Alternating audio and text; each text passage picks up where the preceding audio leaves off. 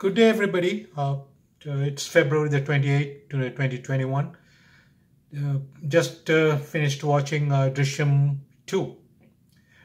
As I suppose everybody could remember the time back in 2013, Drishyam 1 was released and became a phenomenal hit. And now we have Drishyam 2. And how did it compare to Drishyam 1?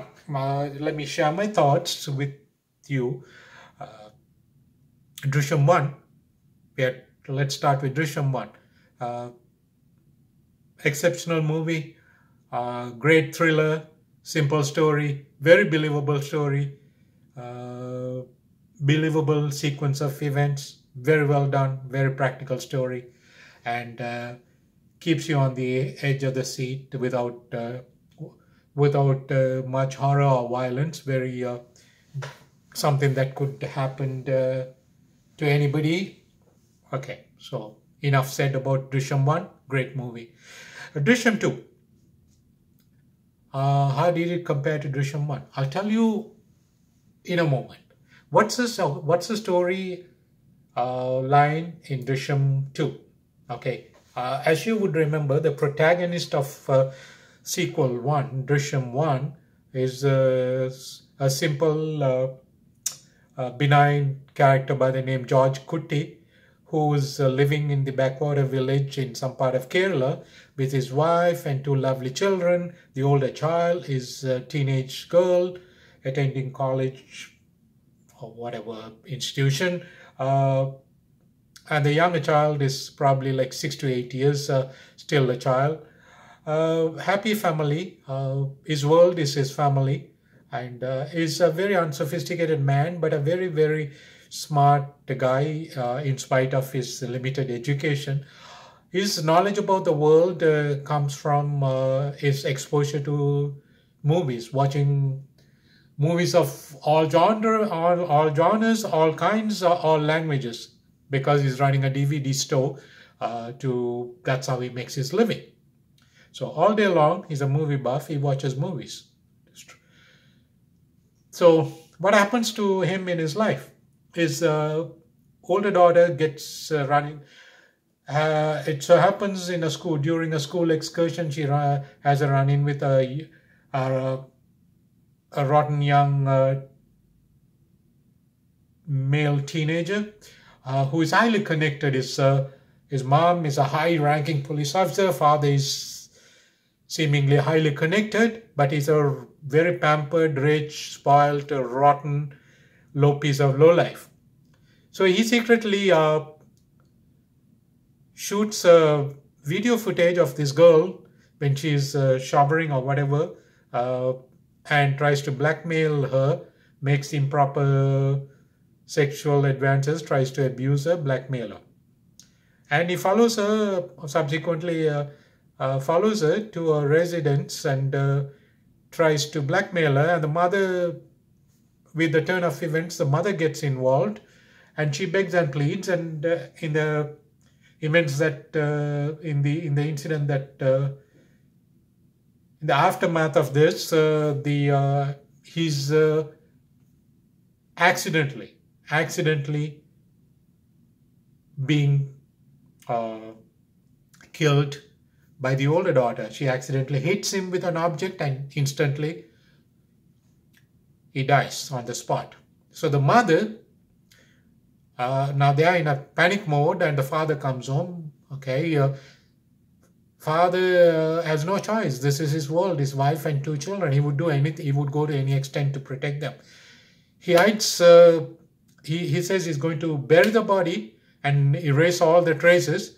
He buries the body in the front yard in the middle of the night, and it's raining, and at that time there's a pit that compost material left, and he buries the body there. And the younger child, in fact, notices the father burying the victim's body. In the meantime, soon after that, he creates all kinds of alibi. He takes the family to on a trip, and keeps the bus ticket and keeps the hotel that they check into, keeps the receipts, the movies they watched or theater they went to, keeps the receipts, and all kinds of other alibis, the people who he spoke to.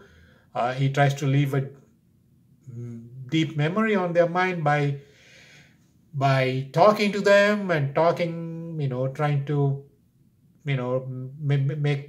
register their memory there about their visit to them, and tries to coincide the visit with the time of this young rotten teenager who was inadvertently killed in the tussle that ensued with the incidents that transpired.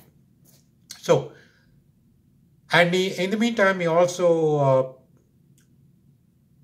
assures the family that he will protect the family no matter what, and the police cannot touch them as long as they stick together and stick to their story consistently. So never to cave in, never to break when no matter what they tried during the interrogation process.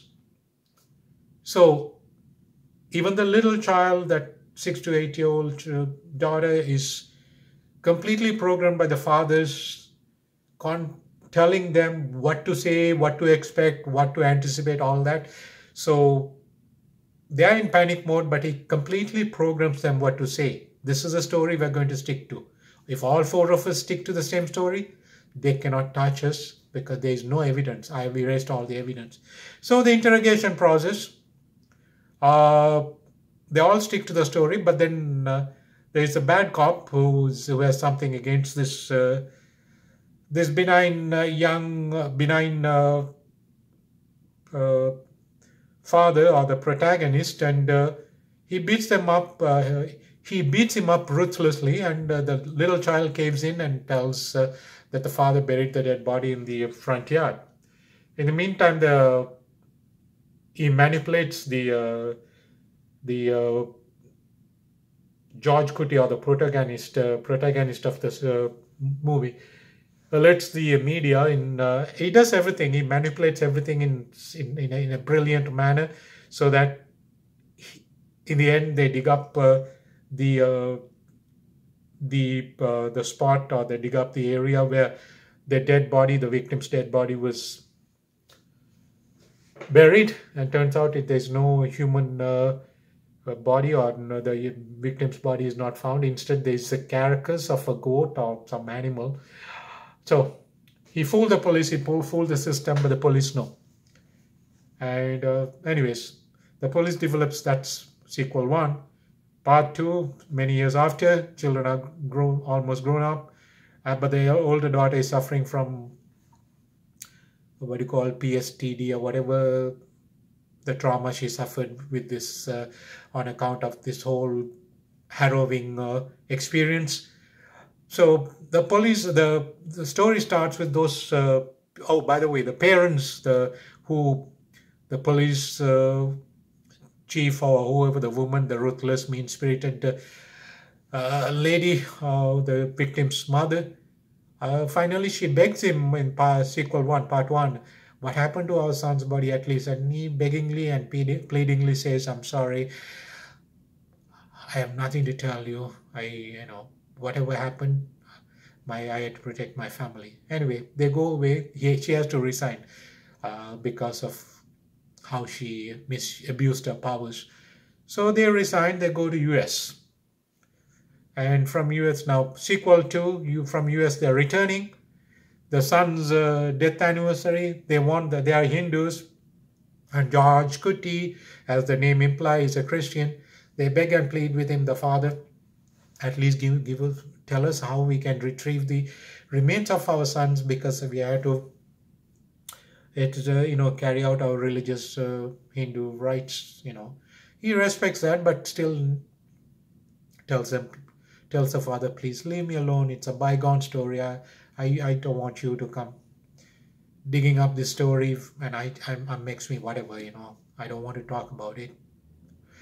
But and the police is under the police radar because the police develops a very bad rep with this unsolved mystery, and the village, entire media and the village is coughing and scorning at the police. So the new police officer in charge vows that he will, no matter what, this unsolved murder mystery will be solved under his stewardship. I don't know how else to put it. So the parents from US, they're working with this police. They are highly connected people, so to speak. The police chief. Story so happens, but George Cootie does some. He's now affluent. He owns a movie theater and seemingly quite affluent by village standards, and much to the envy of the villagers. In the meantime, his mind works only on movies. He wants to produce, or he wants to make a movie.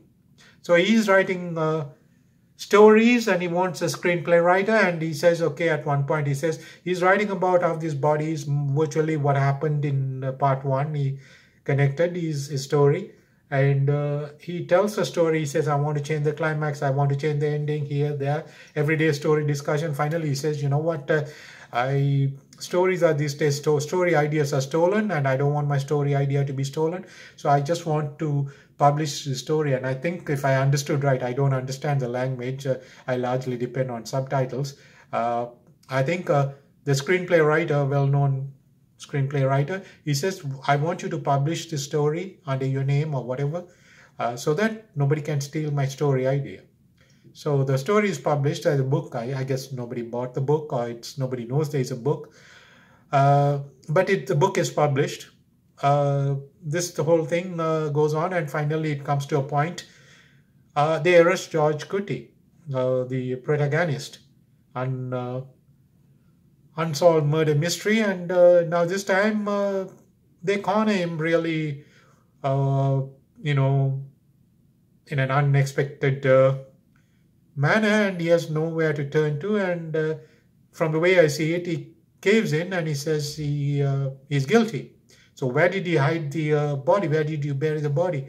And he confesses that he buried the body in the police station construction site. So they go in and they get the permission of the authorities. They dig up the police station, like right in the middle of the police station. They unearth the ground level and dig up the body, and body is found, and turns out he is now going to be convicted of murder, but then the DNA test comes out and shows that it's not the victim's DNA. Totally unanticipated. What happened here? Apparently George Cootie had just switched the bodies, taken a body from the mortuary, befriending a security guard in the mortuary or the morgue, and switched it, and fooled the police and the system one more time. And about the story, why did he confess and whatnot, and all that logic-defying questions, it turns out they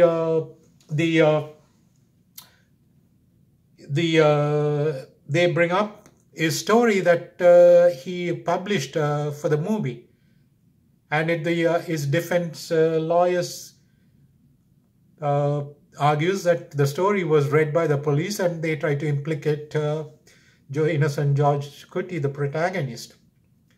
And he's acquitted again. He fooled the system, and finally those parents go back to US.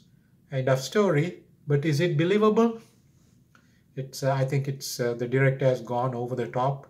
It's too many. Part one is totally believable. Part two, I find it way too improbable. And is it possible? Yes, possible. But is it probable? Not at all. This is what you call the sequel going over the top, which was not originally intended. It just they decided to make a sequel. In spite of all the good reviews, I'm sorry, I have to say what I have to, and that's my view. You don't have to accept it or reject it. Thank you for listening. Thank you.